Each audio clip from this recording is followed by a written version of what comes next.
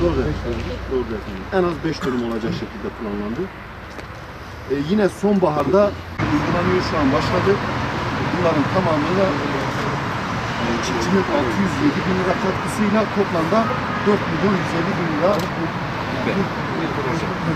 Sayın Müdürümüzün katkılarıyla siz de O yüzden biz isteriz ki daha çok personel ve daha çok çiftçimize ulaşalım.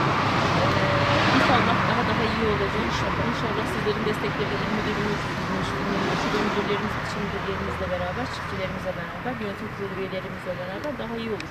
Biz bu gayretteyiz, bu niyetteyiz. Siz talep edin, personel talebi, biz bakanlıkta takılırda eksiklik ne var? Ağaç eken birisi 3-5 yıl sonra meyvesini alır. Bir evi de geçindirir, ticari bir geliri de olur. Bölgemizin iklimi de çok güzel. Neden bizim diyelim ki şimdi meyvecilikle ilgili meyve fabrikalarımız olmasın?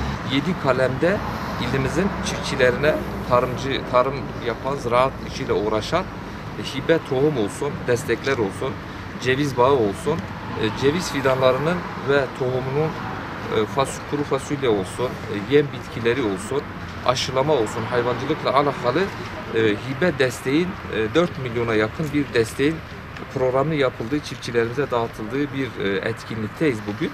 Van'ın topraklarını inşallah güzel topraklarımızı suyla buluşturacağız. Ekilmeyen alanlarımızı ekeceğiz. Devletimizin güzel imkanları var. Bu sene bir seferberlik ilan edildi. Van Tarım İl Müdürlüğü'nün çok güzel projeleri var. Gerek hayvancılıkta olsun, gerek tarımda olsun, gerek ceviz olsun, badem olsun.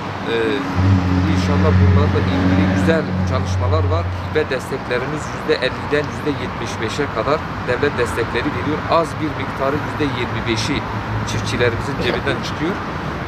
Sertifikalı tohumlarımızı bölgede yaygınlaştıralım. Meyve ağaçlarımızı, meyve bağlarımızı, elma bağlarımızı kuralım. Ceviz bağlarımızı kuralım. Bununla ilgili devletimizin gayretleri, destekleri, pozitif ayrımcılığı hep vatandaşımızın hizmetinde el birliğiyle olalım. İnşallah memleketimiz güzeldir. Genç neslimiz var, genç nüfusumuz var. Üretelim, istihdam oluşsun, geliri olsun. İhracata, iç piyasa yönelik çalışmalarımız hayırlı olur inşallah.